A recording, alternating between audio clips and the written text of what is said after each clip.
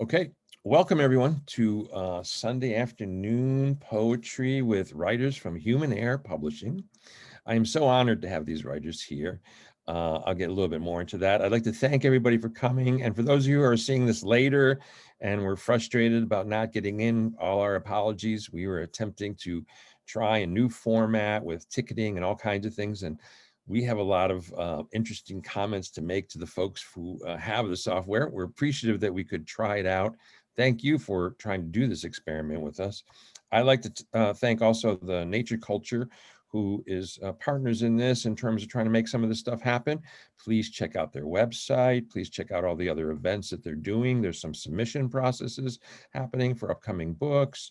There's other events that are going to be happening. And also you can contact Lisa there for Zoom calls and other things that you may want to have in your own organization. Let's see here. So Human Air Publishing has a number of authors. We've not had a lot of our events due to the virus, as you all probably realizing in terms of that. And these authors, you can, I'm not going to give too much introduction between authors. They're just going to come on and they have their names. Their names are there. Check out their websites. They have Facebook pages. Many of them have one or two books. Many of them, you can see their books online from Human Air Publishing, a direct link to Amazon, or you will see it on Amazon and other online stores. If you email them directly, I'm sure they'll send you a signed copy and you can buy direct from them. There's lots of great things to check out about them. They have awards, all kinds of things. The important part of the words that you will hear from them today and listen in because they have great books and great things to say, and they're all different and they all have various ways of telling their story. One last thing in terms of, and I'm honored that they are part of this Human Air Publishing catalog and that they've trusted me with their work, and I'm glad to have put it out there to help them get out their word. So we're going to jump right in. No reason to hold off. I just wanted to say to the audience, we're very sorry there was going to be a chat function, and because there isn't, we were going to have you be able to ask questions after everybody was over, and I would read from the chat and ask those questions. If there's not a lot of people, we'll open up so that you can use your mic, and if there's a lot of questions, just wave your hand up. We'll see your hands across. We'll be able to get folks to come up as you go along, and I'll ask some questions. We'll see how that goes. If that doesn't work, then it won't work. That's just how it goes. But we'll go from there. So we have an order, but the only thing I also have to say about that is that Ron was listed on the Zoom call. He will not be here, but all the other authors are here. We're going to start out with Karen. I just want to see one other thing. If I had some notes here to pretend I was going to be professional and cover everything. So who knows? I'm sure I'll think of something else along the way. So let's just get started. Very happy that we're going to start with Karen. And Karen, welcome to the program. Okay, thank you, Paul, and everybody. I'm really happy to be reading with all of you this afternoon. I'm going to be reading exclusively from my new book, Golden Autumn, which came out in June. And I'm going to cover a few different things, a few different topics, from the political to some stuff about midlife that I hope you think is funny. And we'll have an optimistic ending. And 11 of these poems have been previously published in other lit journals and some anthologies. So you can check those out. And I'm going to start with The Messenger.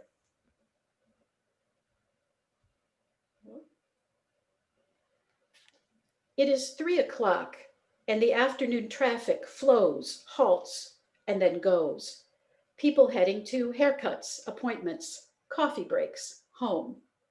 He stands at the intersection across from the gas station, knit cap and heavy jacket secured to his body, fitting tight like an ideology.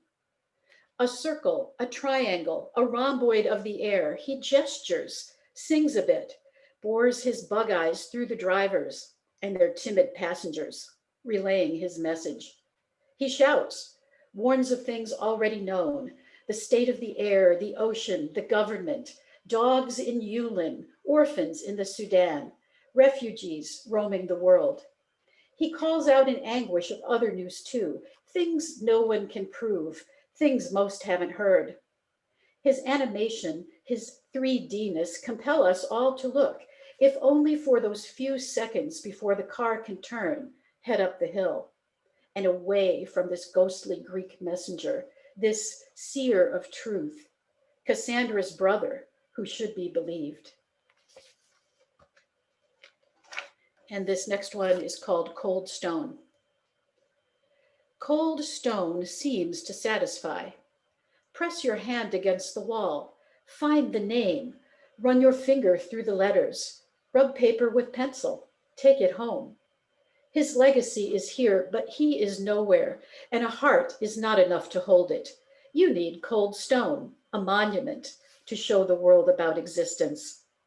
Cold stone seems to satisfy. Pillars, obelisks, statues, spread out and set apart, claim space, demand honor, filling up the world where nature alone once spoke its piece.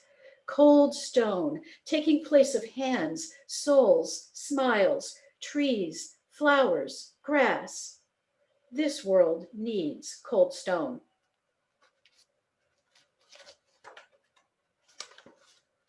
And a couple years ago, I was able to chaperone a field trip, a high school field trip with students, and I wound up in Ireland, and this poem was written after that event, and it's called Down in Dublin. It glistened green as promised, mesmerizing jewel of legend, pain, and perseverance. Upside down, I kissed the stone, saw moss on the gray castle walls, and a row of golden helmets enshrined in a church, tribute to war that takes all from those leaning on the promise of heaven. An old man played accordion for coins atop the Ring of Kerry. Famine villages revealed their ghosts, while down in Dublin, we danced with locals outside the foggy dew, debated where to dine, listened while Angela Murphy gave directions. 1,000 homeless sleep in Dublin, sliver of the world's billion displaced and dreaming under a common sky, while fortunate emigrants warm in beds with raw memories of Ireland. Solitary, like the monks rising 700 feet into the sky in the crags of Skellig Michael, they wait on the day, mourn the vanished, try to feel the pluck of Dagda's harp.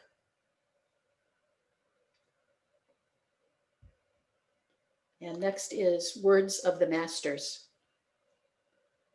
Upheaval, fright, anger, confusion, yet infinity, radiance, equanimity, jubilation, uncertainty, loneliness, sorrow, grief, yet laughter, reunions, rising, serenity, disease, hunger, endless war, endless weapons, endless war, yet friendship, odysseys, touching, transformation, goodness, kindness, virtue, wisdom, unity, love. All righty, and now we'll get into a couple that I wrote when I was empty nesting for the first little bit of that, and I found that quite painful. I love my children and I miss them. And so I wrote quite a bit about that, and this one's called Superposition. I stand in superposition, alive and dead at the same time, like that cat, the one in the experiment that huffed the potion and was alive and dead until someone came, took the lid off the box, looked inside. Really dead, someone said. You have all gone, and I am simply waiting for someone to come, open the door, look inside, and make a declarative statement. It's meant to be funny. And this one is called Paper Bag. The liveliest red, Revlon's best, mushed near vivid orange, nestled near tender pink, a dash of passionate purple residing inside. Outwardly, she is like a brown, dry oak leaf, sturdy, dependable, like a paper grocery bag, soft from repeated folding, though still good for use, despite the creases and a frayed edge.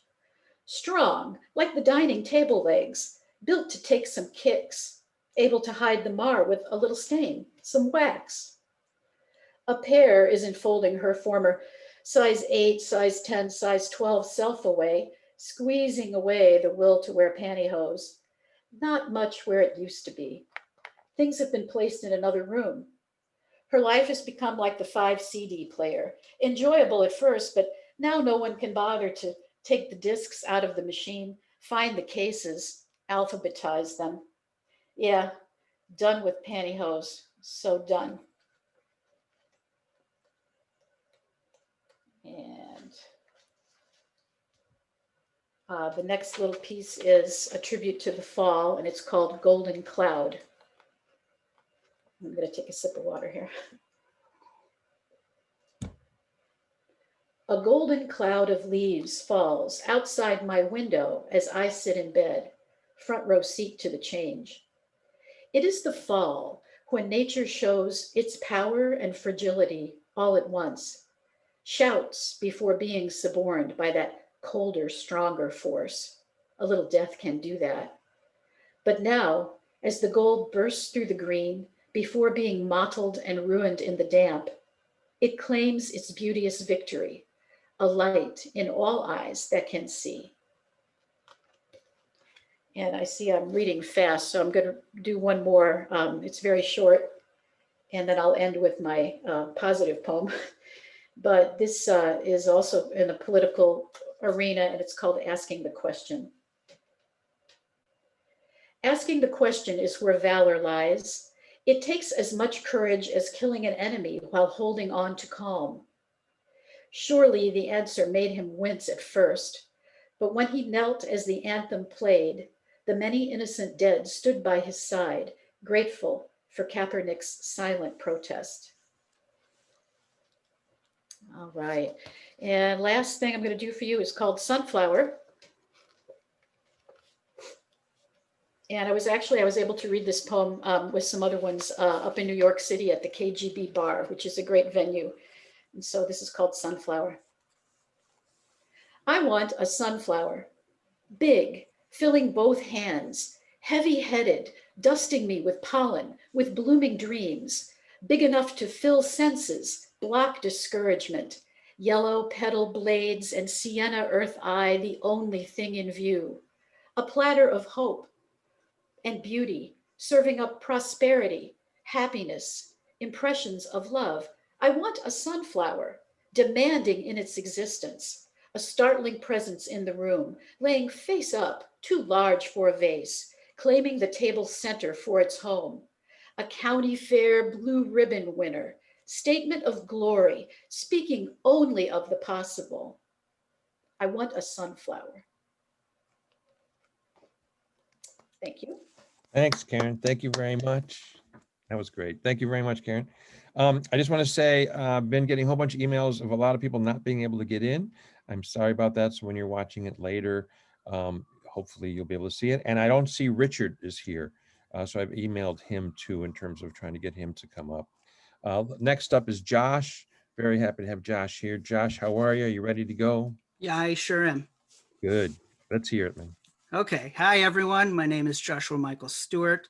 This is my new collection of poems, The Bastard Children of Dharma Bums.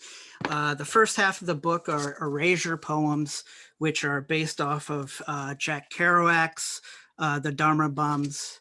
You can see when I started the project how I would underline words, and then I would take those underlined words and make poems out of them. So the first few poems are from that section. So this is The Bastard Children of Dharma Bums, number 9. I felt like lying down in the woods and face a long dead dream.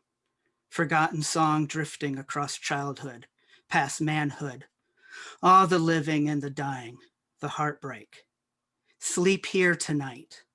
We might wake up tomorrow. I remember rambling amongst pines, gurgling creeks. A mountain is a Buddha sitting perfectly still. I drink my life, drink more. Let the world boil, get hungry. When I opened my eyes, the stars were aching.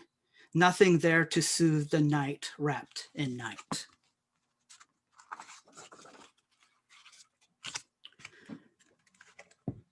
The Bastard Children of Dharma Bums, number 25. Chant in Buddhist monasteries. Take refuge in the Dharma. Take refuge in scrambled eggs. Eat your pancakes.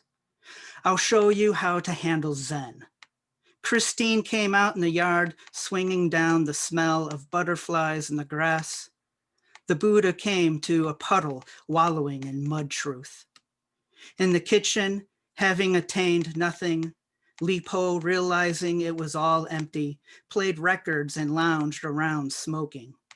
Then Christine sat in the grass writing haikus, watching the afternoon go to bed and dream. We called Beauty, who worked as a janitor. The Buddha picking a lute, singing, I was hitchhiking with a mind full of devils, smiled and danced. In the morning, I took Dharma on the trails in the wandering meadow on horseback. Angels swimming through the void of tall trees began to jingle mysterious sun against my eyelids. As a blue hummingbird yelled a greeting, buzzing wings, my joy got down on knees, talked to the beautiful flowers and to a sprig of pine needles. Then, like a laughing crow, turned and went staggering over the side of a hill.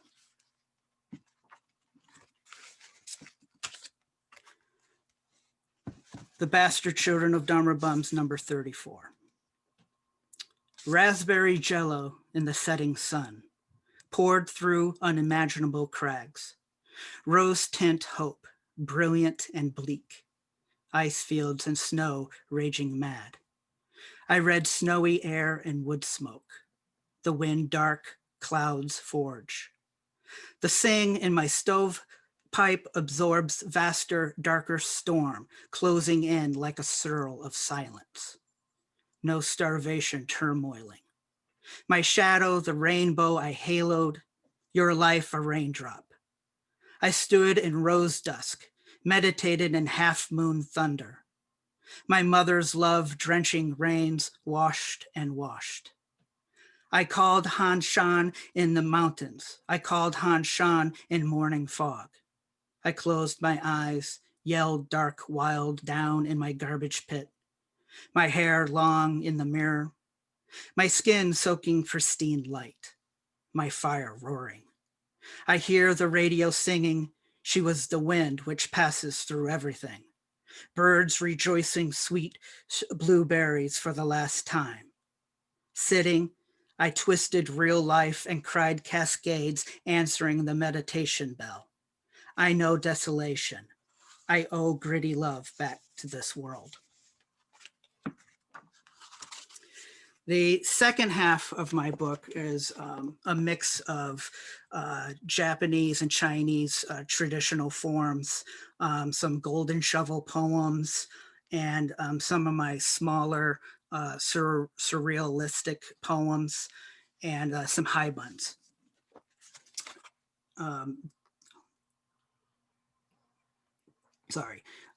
This poem is was actually in the Straw Dogs Compass Roads anthology. Sitting at a picnic table at the Quabbin Reservoir. Muddy bird prints on the pine board top. I want them to belong to eagles or hawks, but convinced they're of duller feathers. I'm unschooled in avian tracks, but read that the Chinese alphabet was inspired by foul feet and snow. There's a rustling behind a boulder, and from behind appears a ruffed grouse. It clucks, pecks at the ground. Shaped like a football awaiting kickoff, it struts my way on three-pronged toes that matched the impressions on the picnic table. I zoom lens skyward, scoped autumn canopy for falcon, vulture, other birds of prey. And here in reddish and copper plumage, the thing I tried to find in a raptor's soar hops next to me on the bench and stares up with one brown eye. This next poem is a very old poem.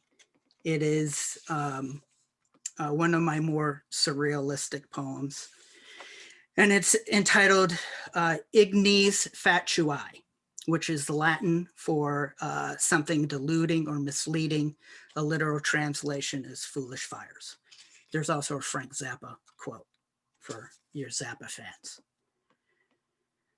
What you've mistaken for a monocle is a dewdrop dangling from my eyelash. And what you thought were semaphores zigzagging in the field last evening was the pell-mell of newly winged angels. I play my guitar wants to kill your mama on a pyrite-plated kazoo, interchanging guitar with kazoo, of course. Are you dazzled by my caterpillar-skinned leotard? When I Watusi, are you left breathless? I am the wisteria under your window, which you take as a slow fire, engulfing your house in purple and white flames. I have one more poem I will read. This is one of my high buns. High buns kind of look like this right here. It's an old Japanese form, which is mixing prose with poems. I don't know if he invented it, but Basho it definitely made it popular. It originally was prose with haikus, then they started using tankas, and I have at least one piece here where it alternates between haikus and tankas, but I'll read my shortest one. It's called To Life. To the cat, To the cat, I'm no more than a stepladder, a tool for looking out the window. From here on the bed, I see a scribble of branches, the occasional flash of bird, and the dusty underside of drawn up blinds. The cat reports on ground activity. His chatters indicate the robin's return. His yowls announce that the calico next door is all belly and paws in a patch of sun. Today, there are no big questions I'll ask or try to answer. Instead, I'll fold my hands on my chest and tap a finger along to my neighbor's hammer as he pounds something beautiful and strong to life. Sundown, sunrise, a butterfly opens and closes its wings. Thank you. Thanks so much, Josh. Thanks so much. That was excellent. And by the way, Josh has a SoundCloud channel. Everybody has lots of different social media things, so please check it out. Next up is Dina. Dina, are you all ready to go? I am ready to go. So glad to have you here. Hi, you guys. How nice to see everybody and be with you, even if we're not absurdly not in the same room. So, thank you. I'm going to start with a couple pieces from the new book, which is called Housewife Blues, Dispatches from the Garden of Broken Things, and then some poems from the other book, which is called Old Bones and True Stories. The first three pieces are not really poetry, but they're something. Frog Lady. The first fine Sunday in April, I was basking in the garden, drenched in the euphoria of sun on skin, when my middle kid popped the bubble, shouting, "Mom, Mom, Mom, one frog and eggs in the pond, and we found a salamander too. It's climbing in my arm. You want to hold it?" I was not surprised by her discovery. A few minutes before, I had startled my own first frog. We'd sat blinking at one another for a bit until I moved along the row to give it privacy again. Now my daughter's salamander crossed to my hand. Looking up hopefully, I handed it back. "Don't keep it too long," I reminded her. "Mostly it wants to be exploring." I know, isn't it cool?" she called, already running off. My children know that I treasure these early spring visits with our amphibian neighbors. When I was little, there was a small pond near home where we'd skate in winter and mount muddy expeditions the rest of the year. I pestered the boys, who mostly wanted to see how many ways they could blow up frogs, and tattled when they escalated to using M80s for depth charges. I may have sealed my fate with the local thugs, but the frogs were appreciative. I spent the hottest summer hours on my belly in the cool grass, happily observing pond life. I grew up to be a woman of many trades, Apparently, the early pond watching paid off, and one of my job titles is Frog Lady. Now, please, this is very different from being a cat lady. I know from personal experience because I once met a cat lady and her 60 cats, and I am not like that at all. I prefer the beings I am lady to live in their own digs and not mine. I am happy with respectfully distant encounters only touching for assistance, like liberation from 4-year-olds who are reminded again not to squeeze so hard. But I didn't know that I had crossed the line and become an official frog lady until my affinity for the frog-legged prompted a stranger to ask, "You're one of those frog ladies, aren't you?" Driving home on a late wet spring night, I had to swerve often to avoid small shapes bobbing, arms akimbo, through the mist illuminated by my headlights. The frog I stopped to rescue appeared as a glistening green mass sitting very still in the middle of a three-way rural intersection. Unaware that I was observed by a human passerby, I stopped my car, doused the headlights, and set the flashers. The air smelled of spring, sweet earth, leaf mold, and worms. I stood inhaling the night a few seconds before speaking aloud to the frog. "Hey, friend, it's not safe here. Better to move along," I suggested. It blinked. It was bigger than my hand. "No, really," I pleaded. "This isn't a good place for a frog. Get going now." I stepped a little closer. It leaned a bit forward, so I came nearer and bent towards it. "Time to move along, friend. The cars are big and they can't see you," I confided. It blinked again, then in 3 exuberant arcing jumps, it landed at the side of the road. As it continued hopping away, the new grass let loose glistening droplets of mist that marked its progress. I turned to go and was startled by a figure standing in the shadows across the way. "Oh, hello. I didn't see you," I stammered, embarrassed at being caught talking to a frog. That's when she said it. "You're one of those frog ladies, aren't you?" I replied with a little shrug. "I guess maybe I am." I giggled, wondering if this is something a person can become, one of those frog ladies. I climbed back into my car, still pleased with this new revelation of my purpose in life. Maybe looking out for the welfare of our amphibian neighbors is a catchy thing. These days, if my husband is driving home on a warm, wet spring night, one of our daughters is as likely as I am to remind him, "Watch out for the frogs." uh, the next piece I'm going to read is for the time of year. It's a solstice piece called Solstice. The shortest day of a painful year and a long night to follow. As the sun climbs, I struggle to hitch my spirits to its ascent. I am not easily lifted in these times. I yearn for the unceasing fire of the sun to teach me to be fierce enough to turn my face towards the darkness ahead. I do not understand why human beings design systems of cruelty to impose on other human beings. But I also recognize in myself a callousness towards nature and life that causes me to turn away from people I know are in need or to be wasteful of resources I understand are finite. It is an impulse on the most personal level to not see or correct actions, even though I understand that they cause harm. We cannot all be responsible for everything, I tell myself, but is that collectively true? I am not innocent. Therefore, I must shoulder the responsibility to see the darkness in my world and in myself and make corrections. Can I possibly be fierce and loving enough for this work? I don't have the hook of a faith tradition to hang my moral hat on or a God to be protected or absolved by.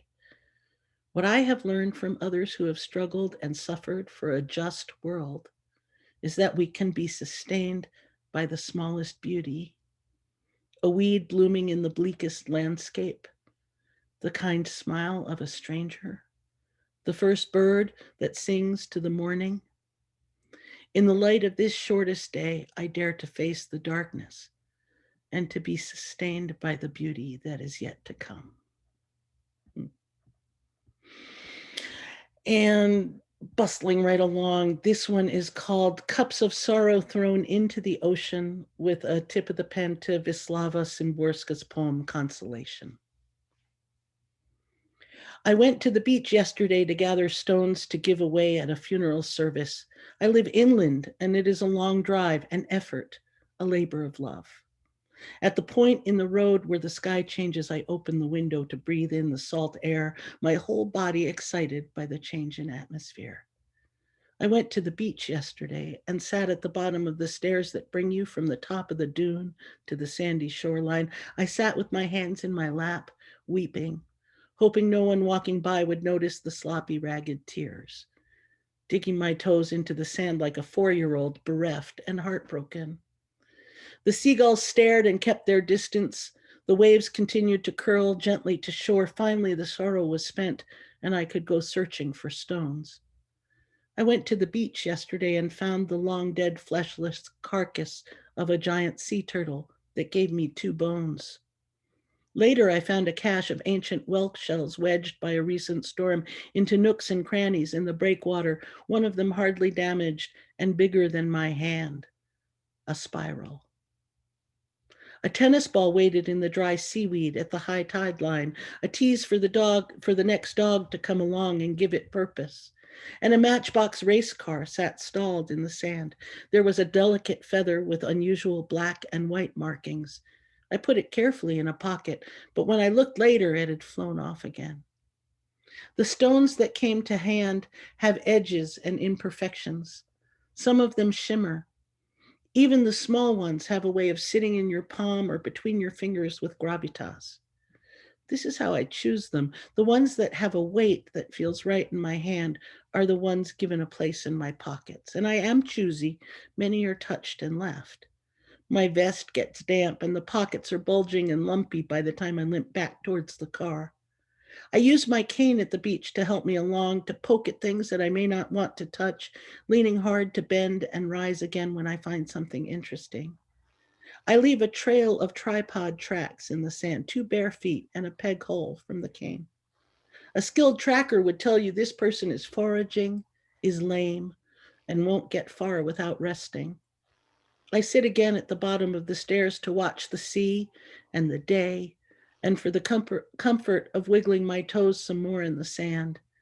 I am done throwing cups of sorrow into the ocean, reassured by the sea gifts, shell and bone and stone, slightly mended, ready to turn towards home again. So I want to say there's 3 poems I'll read real quick, but before I do, I want to say that the way that we are still able to actually touch and be in the same room now that we're doing all this on Zoom is with our sound waves. So when you hear my voice, and especially if we know each other in real life, please feel touched and greeted and loved and appreciated and heard. Because when I hear your voice, I feel touched. Thank you. So, November. Oh, Old Bones and True Stories. Thanks, Paul, for how you encourage all of us to get our words out into the world. November. I caught a fleeting glimpse of Frost's November guest this morning. She was stopped for a moment by the side of the mountain road, then took off, striding awkwardly with her skirts flying in the wind. Racing towards something or away from somewhere, I could not tell which. There were so many things I wanted to ask her, but mostly I wanted her to stop so I could climb out of my car and make a soft place of a rock on the mountainside and rest for a while with my head in her lap, weeping until my sorrow was spent into the vastness of her season. The next poem, oh, it's interesting. The next poem is called Early March, and it's actually an experience I had around the other side of the same mountain. So, Early March. Driving by old farms on the South Road with the windows rolled down so I could smell the rain hanging low. In the dusk, V's of geese lift off the stubble corn. Just as I cross the bridge above the swollen dingle, they wing into the weather. The dog in the ditch waits where the road turns, watching my coming and going. I resist the urge to bark and take the bend wide under the place where the mountain leans in close to the road, and it looks for a moment like I could be swallowed in the mountain's side, like she'd raise her skirts to shelter me in the rattle of her ancient bones. It looks for a moment like she would receive me whole. And then the rain comes. And the last poem I want to share with you is called That Moment. That moment in the early morning before the day has added the hustle bustle of what must be done. That moment in the beginning when the sun pushes through the gray and everything is illuminated as if from within. It doesn't last, yet it makes all the rest possible. Thanks everybody for listening. Yay, Dina. Yay, Dina. Thank you so much, Dina. So glad you're here. Yeah, me too. And next up, Jovonna. We are so happy to have Jovonna here. Are you ready, Jovonna? I'm ready. Excellent. My book is red, and you know, Christmas is coming. So there you go. The first couple of poems were directly inspired by my mother, who passed away during Thanksgiving week 10 years ago. Object lesson. Driftwood, stones, old books, bleached bones, a bust of Nefertiti, a Mexican clay mask. Our house was built with found objects, unbound by average expectations. Jars of feathers and painted boxes offered secret choices and creative incantations. I didn't imagine my mother as a shaman. She was the minister's wife, after all. But she made magic at will in my life. Long dead, she conjures it still. On my altar rests her photograph, pink baby shoes, small seashells, a broken Cupid doll, sprinkles of crushed amethyst crystals for healing. It all touches her, touches me, revealing the mystery of objects and mother's blood. She taught me out loud and by example, balance is far different from symmetry. Not 2, but 3, not 4, but 5. Make it bigger, make a statement. Be alive to the beauty of the odd thing. This object lesson. Choose the odd thing. Found or bought, caught, kept, remade, deconstructed, or redeemed. On my north windowsill, black pebbles from her garden invoke earth. Long dead, she gives her bones back. The odd things she loved are here with me.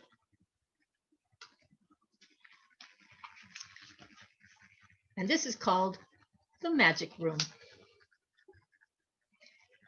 What used to be enhancement segued into damage control, or even, perished the thought, crisis management.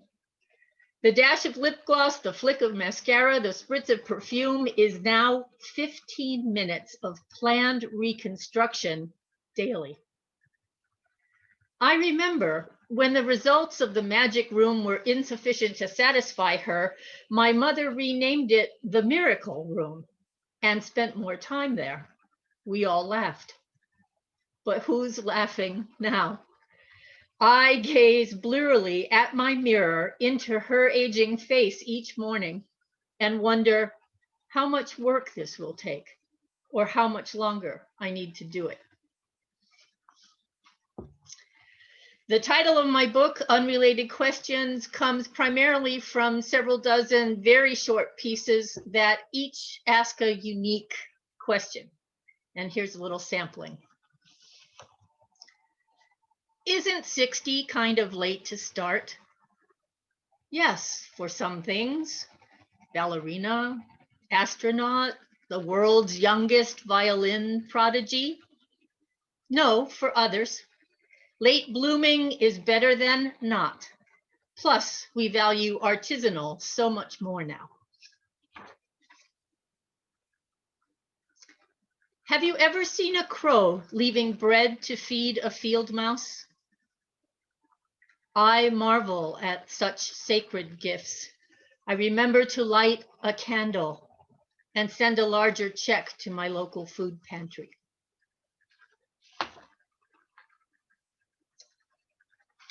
What precisely is your plan for that half jar of pickle juice? You ate the last pickle some time ago, yet carefully reserved the empty brine in the fridge. I await with bated breath a culinary delight of dilled perfection and hell freezing over. And the last of these is apropos the season. How will I survive? It's another round of holidays with insular relatives and jellied cranberry sauce from cans. At least with crushed whole berries, credible links to the natural world seem possible.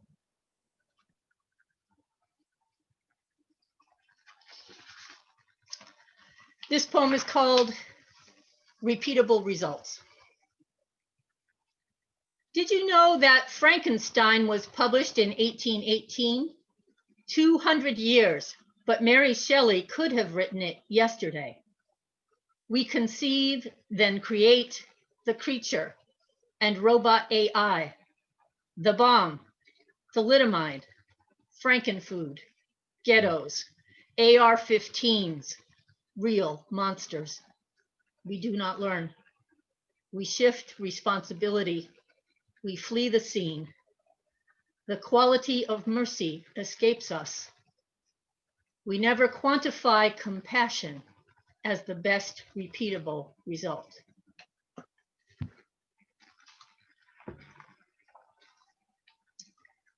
This is multitasking. At this very moment, I am losing an argument with the universe about how much fun blondes actually have. At this very moment, I am outliving Grandpa, who died at 61 from emphysema and disappointment. He could play the ukulele and always sang my name to the tune of Ramona.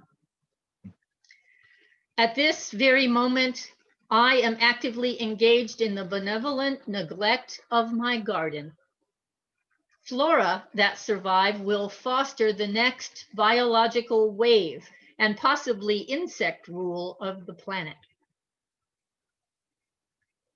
At this very moment, I must tell you, I never intend to be obscure. I want words to resonate upon first hearing. I want to say them out loud. We women know that silence is not our friend. At this very moment, I am not forgiving my father for saying he never wanted me. Like a death camp guard hiding in Argentina, he is old, sick, caught, almost pitiful. It doesn't make him less guilty. He wasted little time on me. I do not forget. At this very moment, days are slipping over the edge. When we first learned the meaning of glioblastoma, we were measuring in months. We are losing our friend. She is not losing us. At this very moment, my benevolent neglect also extends to the cleanliness of my car, paid invoice filing, and the birthdays of cousins once removed. It's no longer tolerable for citizenship. Still twitching from last night's news, I am marching again.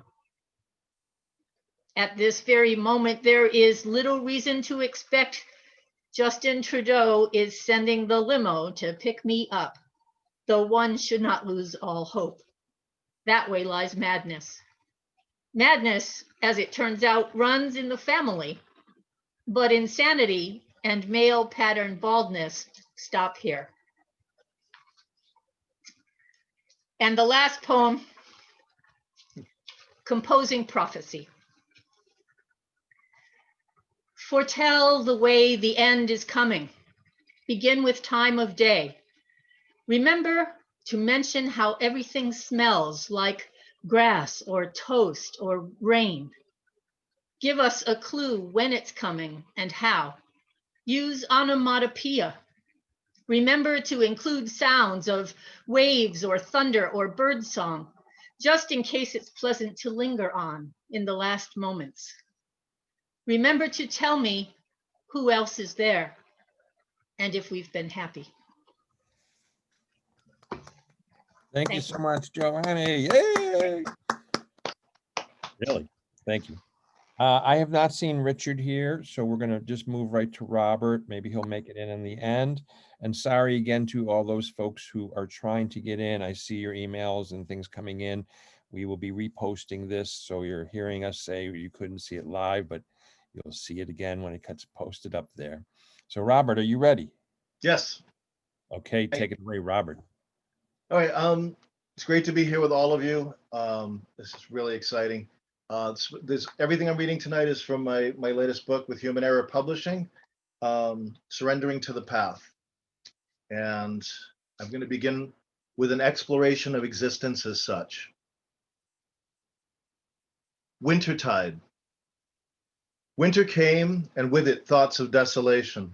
The snow, the ice, the heavy dull clouds, all whispered that the world was dead, the sun only a myth of days past, long ago.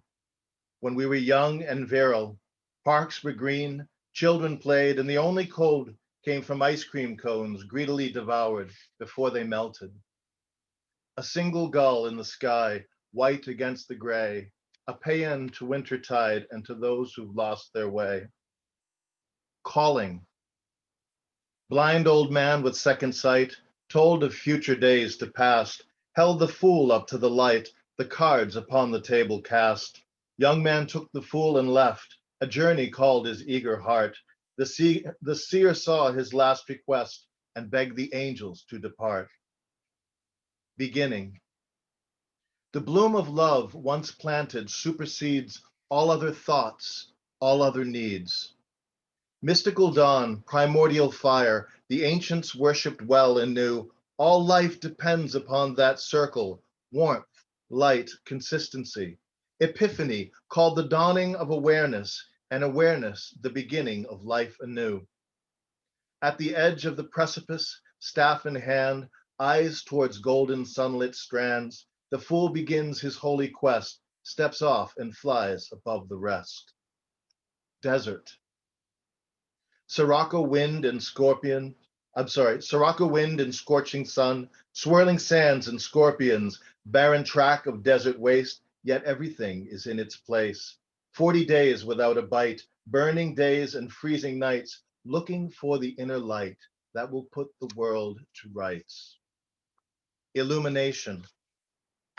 Equanimity, a lofty goal on a noble path, the fruit of right living plucked from a tree in perfect season at just the right moment. Each instant becomes the new movement over and again until we see it for what it truly is. You can step in the river, but it is never the same twice. Is it the river that changes, or is it you? Thank you. Aspirations. The sound of my own voice, hollow and distant, cannot express this heart yearning to awake from listlessness, seeking the connectedness of all things working together, reaching skyward towards the creator, the sustainer, the liberator. All creation groans under the astounding weight of the ages, decay and entropy gnaw away at all we see, while the unseen remains uncertain and unfathomable. All that remains is faith that hope and love are enough.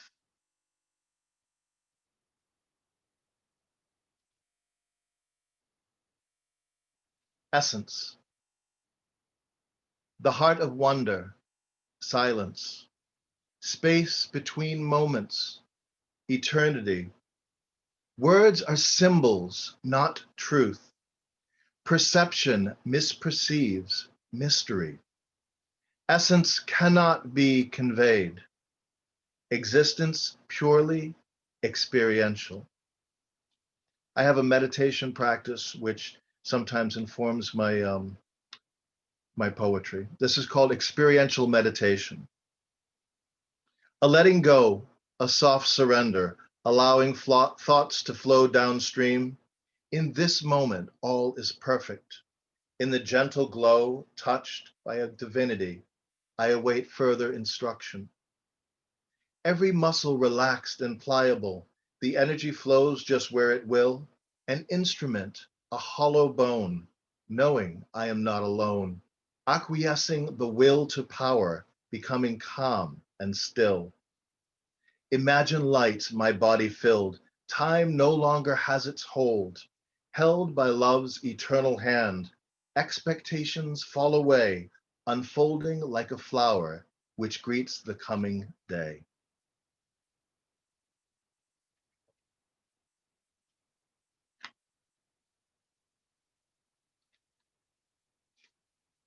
This one I have not read out yet. The Crooked Path to the Light. Atman waits in patient slumber while all around the senses thunder. The world and its 10,000 things distract us like bright shiny rings, make us blind to that which matters, leaves our soul in hopeless tatters.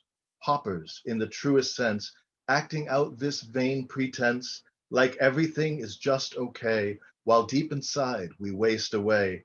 Perhaps the path to make us whole lies in the dark night of the soul.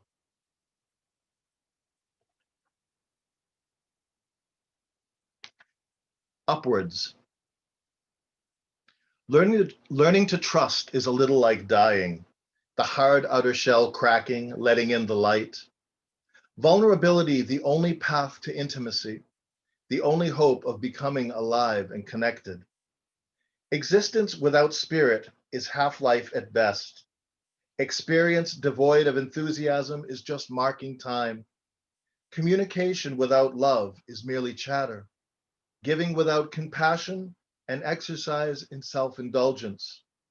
I am guilty of all these faults and capable of all these aspirations.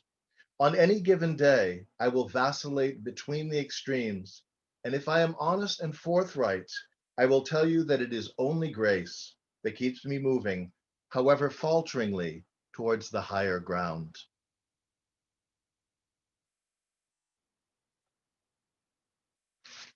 Taking sides.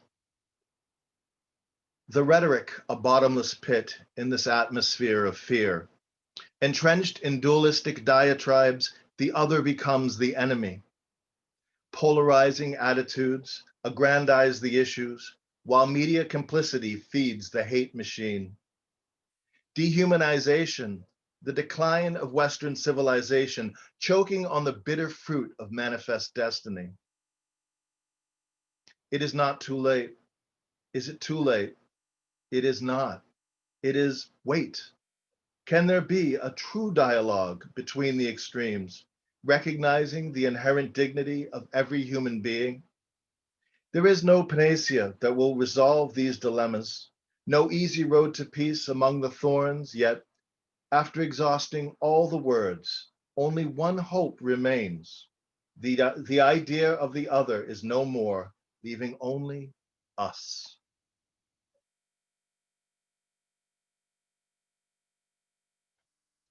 This is about the healing process. It's called Roadmap Out of Hell. To look within and own your sin, your past with all its demons. A fearless search for truth will hurt, but only for a season. To stay a while with all the guile, digging through the layers. It may seem vain, but from the pain will blossom earnest prayers. Beneath the mire, your soul respires, despite the suffocation. Dung on earth will prove its worth, becoming your salvation. With no regret, you place your bet and sing your darkest song. The truth will out, there is no doubt, you're here where you belong. Showing up. We carry this treasure within us, eternal light in this fragile vessel. And though our wounds distinguish us, they do not define who we are. Character comes from deep within, the direct result of how we live.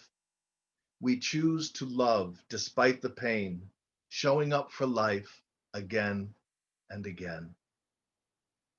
And lastly, time moves. Time moves as I type these words, slowly beating out the measure of my life. My hand can no longer hold the pen, and I cannot remember life without pain. This is no exercise in self-pity, nor sorrow at what might have been. This is an assemblance of the facts, a stab at objectivity. In the middle portion of my life, one can never be quite sure, I have seen my own darkness turned inside out, exposed to the light and negated, yet the shadows remain. I see your wounds, share your humanity, yet still I would judge you with my lesser self. We who are so fond of labels would see the world in black and white, each soul neatly boxed and shelved, everything in its right place. God too is placed in a box, albeit a larger one with brighter colors, placed on the altar of our own understanding, worshipped in our own accustomed style. We fear the others who question the box, never comprehending we have boxed in ourselves. And so the divine eludes our grasp, and all the boxes remain empty. Thank you so much. This was great to be here. Thank you. Thank you, Robert. Thank you, Robert. Richard is not going to make it. He unfortunately cannot get on, and sorry again to all the other many visitors who want to get on. We will be hopefully, as I said, re-showing this. It's a little bit that as we said, we are testing this out and we're seeing what complications there are in terms of people trying to get on. So we'll change that the next time for sure. Our last reader is Paul Richmond. And I'm so happy that Human Air Publishing likes to publish my books. And my new book is called The 24-Hour Store That Was Closed. We had them in Buffalo, New York. They weren't 7-Elevens. They were actually small little stores that were owned by folks. Usually sometimes Buffalo, as every city, had different minorities who were coming through into the city, and they seemed to own these stores, and they were open all night. And so the bars were open till 4 o'clock. And when you came out and needed milk and birth control, you knew where you could go because there was a 24-hour store. Because today is Sunday, I thought I'd start out with a true story, a Sunday school teacher. He lived in one of the hill towns in the house his grandfather's grandfather built. He was born there. He never went to church, yet he taught Sunday school in the basement of the church. This went on for many, many years. Then a new priest took over, and he met with the Sunday school teacher and said that he would have to go to church if he was going to teach Sunday school. The priest wanted him to come to church and sing the hymns. It turned into a big argument. The Sunday school teacher just told the priest right out, flat out, there was no way he was going to church and he wasn't going to sing no hymns. When he finally asked him over and over again why he wouldn't come to church and sing the hymns, he said, I'm going to die. I know I'll die if I go into the church and sing hymns. The Sunday school teacher continued to teach. The priest learned that it was his birthday. At Sunday Mass, he asked that someone go down and get the Sunday school teacher so that everyone could sing happy birthday. When he came up, the priest handed him the book of hymns and asked him to sing along. He sang 3 verses, and then he fell over to the ground dead. The priest was transferred to another church where he insisted everyone go to church. The next one is because there's been a lot of Mars and Venus and various planets shooting around and all that kind of stuff. So this is called Shooting Stars. Everyone searches for the darkest place in the hopes to see the most shooting stars. He prefers to watch for them in the daylight. He sees more shooting stars than 10 of them put together, and it really irks them. And he doesn't even care. What put them over the edge was the smirk that he had on his face when he told them he does it with his eyes closed. This one seems to be because of the various things going on and the kind of vibe that seems to be out there in terms of the hatred. So this is called Throwing Sand. This comes from the great epic, a memoir, a drama of how I survived the sandbox. One incident involved my toy trucks taken from me and used to hit me. I did learn early on I could throw sand. It deterred them for a short period of time. It usually brings retaliation. It doesn't have a long-lasting effect. I'm not going to give away all my secrets of how I survived the sandbox, for it seems I still need them.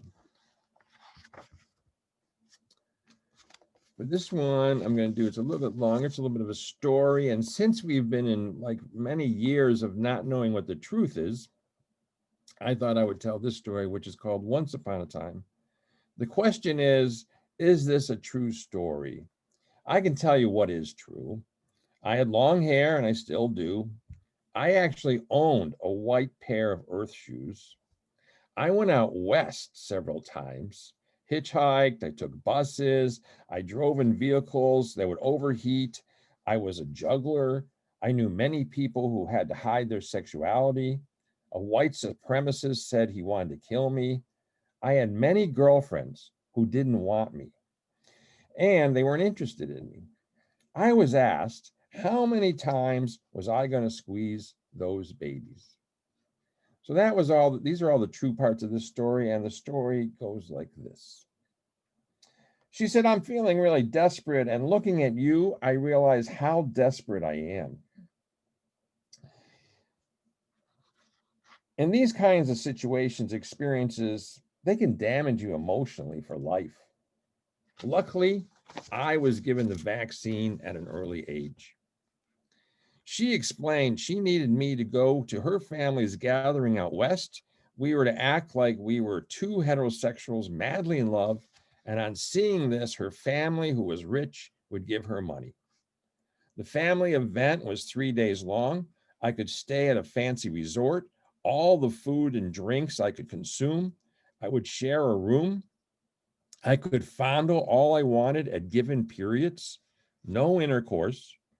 And since I was on the road, eating had been slim, and I was ready to fondle, I was in love. This was 1970. She had no interest in men, didn't want to explain her sexuality to her family. She didn't want to go alone and have every family member talk about that they had a cousin that was such a nice boy, most of them who probably weren't interested in girls either. As she looked me over, she said to me, her father would probably offer to pay me to disappear. I would get a percentage of the money depending on my bargaining skills. Otherwise, she would get the money and I would get bus fare. We had to travel to California in an Opel Kadett. That could only go 45 miles top speed and then overheated. This gave us more than enough time to really test our acting skills of being two lovers madly in love. During these rehearsals, she tried to kill me 3 times. Once in an abandoned campground in Nebraska, once in the desert when we ran out of gas, and once in the parking lot of the resort. Luckily, a cousin arrived as she had me on the hood of the car and she was strangling me. When they looked at us strangely, she smiled and just looked up to them and said, he likes it rough. Her father did hint of money immediately. Her sister was giving me the eye, but there was no interest there. The family was willing to have anyone take her away. And there was the brother, who was a white supremacist. And he kept mouthing from the other side of the room, you're dead. On the first night, I obviously had too much to drink. I tried to juggle flaming torches I had just made.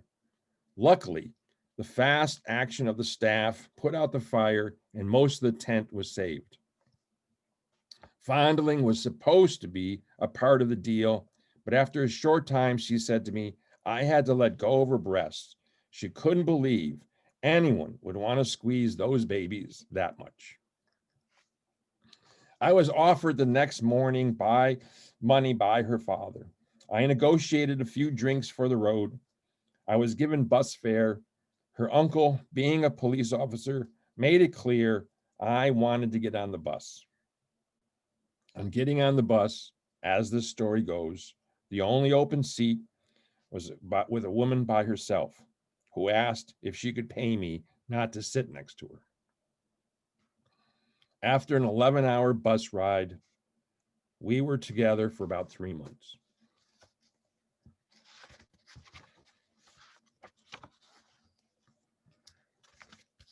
I will end this fiasco with this one. Excuse me. I think so. Oh, actually, I have one more. This one's short. It's called 311. This is also a true story. This was an experiment. Each pig was given a number. There were 6,000 pigs. They were all put on an old warship, anchored out at sea. 2 nuclear bombs were exploded on either side of the ship because they wanted to see what would happen. All the pigs died except 311. He was the only one who survived. He was put on a farm where he mated with many, had many children. He lived a long life. I'm not superstitious, but I do wear a t-shirt with 311 on it.